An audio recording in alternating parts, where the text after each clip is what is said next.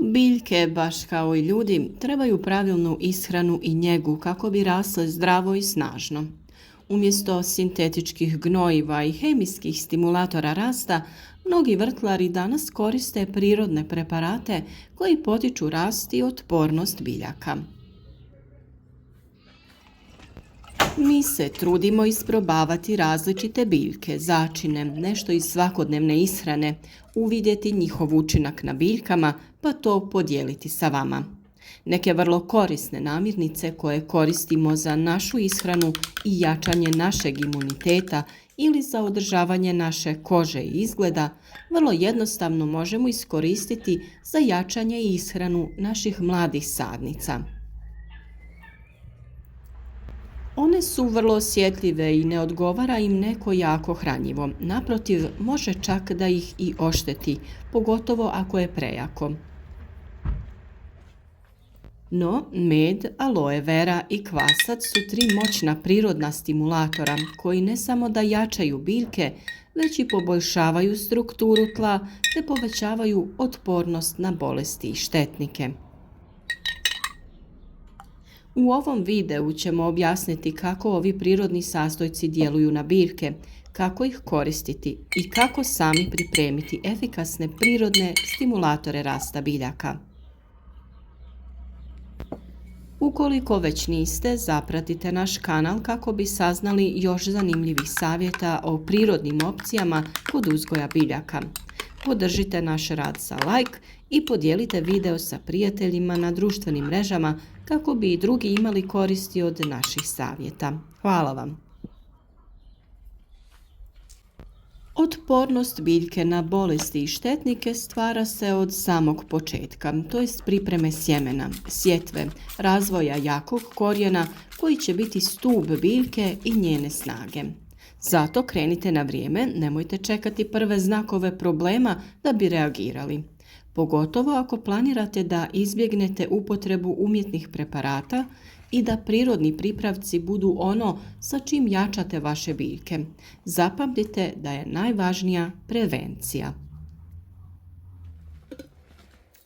Med kao prirodni stimulator rasta biljaka vrlo je jednostavan za upotrebu, a višestruko koristan za njihov rast i otpornost. Naravno da je med poznat po svom antibakterijskom i hranjivom sastavu, ali malo ko zna da može biti izvrstan prirodni stimulator rasta biljaka. Naime, med sadrži enzime, minerale i prirodne šećere koji potiču klijanje sjemena, rast korijena i razvoj biljaka. A kako to med pomaže biljkama? On potiče ukorijenjavanje. Prirodni šećeri u medu hrane mlade biljke i potiču razvoj snažnog korijena. On također djeluje i kao prirodni antiseptik, sprječava razvoj gljivičnih oboljenja i truljenje sjemena. Pomaže i u klijanju sjemena, ubrzava klijanje i poboljšava njegovu vitalnost. Pa evo nekoliko recepata za korištenje meda u vrtu pri uzgoju biljaka. Kao što sam rekla, on je prirodni hormon za ukorijenjavanje i mi smo ga upravo u tu svrhu do sada preporučivali.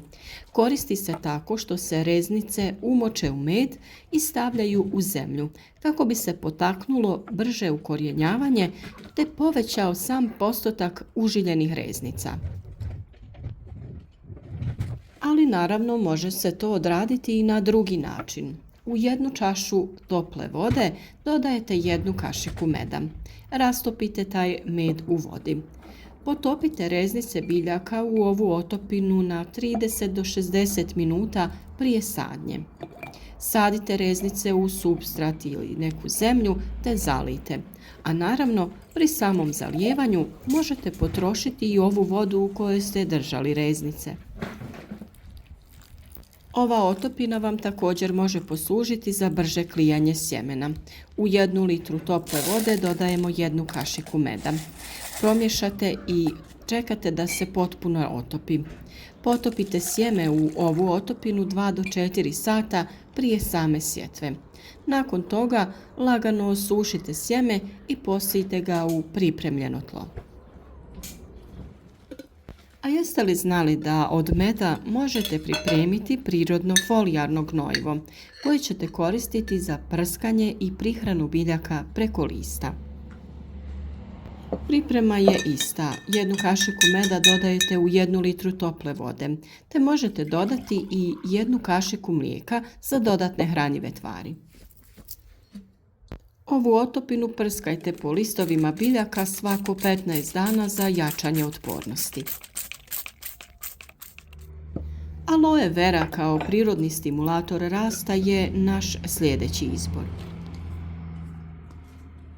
Ona je poznata po svojim ljekovitim svojstvima, ali također može biti odličan prirodni biostimulator za biljke. Sadrži enzime, aminokiseline, vitamine i minerale koji potiču rast biljaka i jačaju njihov imunološki sustav. A kako aloe vera pomaže biljkama? Ona jača otpornost, djeluje kao prirodni antiseptik i štiti ih od bolesti. Također, kao i med, potiče klijanje i ukorjenjavanje jer sadrži prirodne hormone rasta. Poboljšava i apsorpciju hranjivih tvari i biljke tada lakše koriste minerale i vitamine iz tla. A evo i recepta kako se priprema prirodni stimulator rasta od aloe vere. Potrebna vam je 1 litra tople vode te 1 list aloe vere. Otvorite list na pola te izvadite gel iznutra. Pomiješajte taj gel sa toplom vodom i ostavite da stoji 12 sati. Ovaj preparat koristite za zalijevanje biljaka ili kao folijarno hranjivo preko lista. Ukoliko aloe veru želite koristiti za poticanje klijanja sjemena, potrebne su vam 2 male kaškice ovog gela iz lista te 500 ml tople vode. Promiješajte to dobro i u tu smjesu potopite sjeme od 6 do 12 sati prije sjetve. Kao i kod meda, ako želite folijarno prihranjivati biljke sa ovim rastvorom, koristite ga svako 15 dana. A ostao nam je još i kvasac kao prirodni biostimulator o kojem smo već dosta pričali. Kvasac je bogat vitaminima B kompleksa, aminokiselinama i mineralima koji potiču rast biljaka i poboljšavaju plodnost tla. Pa kako to kvasac pomaže biljkama? On potiče rast korijena, aktivira mikrobe u tlu koji pomažu biljkama da apsorbiraju hranjive tvari. Djeluje i kao prirodno hranjivo, oslobađa korisne spojeve u tlu, te povećava otpornost na stres. Biljke bolje podnose sušu i napade štetnika. Naravno da smo za vas pripremili i recept za korištenje kvasca u vrtu kao prirodnog hranjiva. Sastojci su sljedeći: 10 grama svježeg kvasca ili 1 vrećica suhog, 1 litra mlake vode te 1 mala kaškica šećera. Otopite kvasac i šećer u toploj vodi. Ostavite tu smjesu da stoji 2 sata na toplom. Nakon toga smjesu razrijedite sa 5 litara vode i koristite za zalijevanje biljaka. Na isti način pripremite i sprej sa kojim ćete prskati biljke preko lista i folijarno ih prihraniti i ojačati.